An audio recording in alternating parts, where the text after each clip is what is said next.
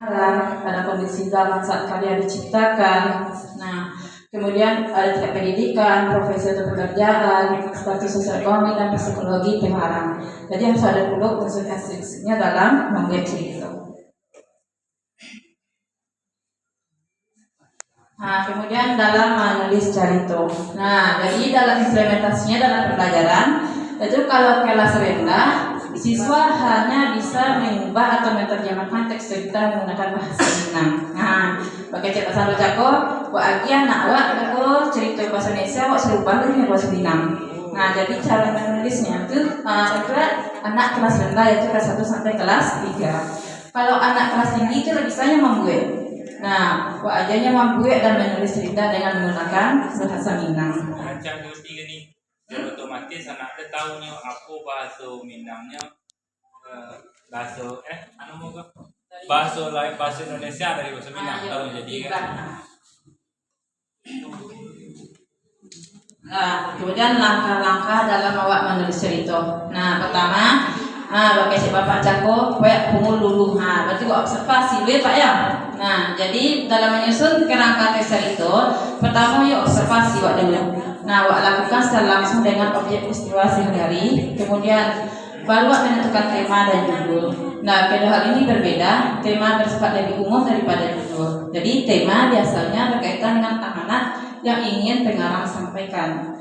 Nah, itu cara wak menyusun kerangka teks cerita. Kemudian yang ketiga baru kita menentukan latar cerita, baru menentukan para tokoh, baru kemudian menciptakan konflik, kemudian baru menentukan sudut pandang dan menentukan alur. Nah, jadi kerangka dalam waktu awak menulis cerita. Setelah kerangka, baru awak masuk ke menyusun cerita. Nah, jadi dalam menyusun cerita, pertama, awak tentukan tema yang menarik. Rasa tema dengan dewa cako.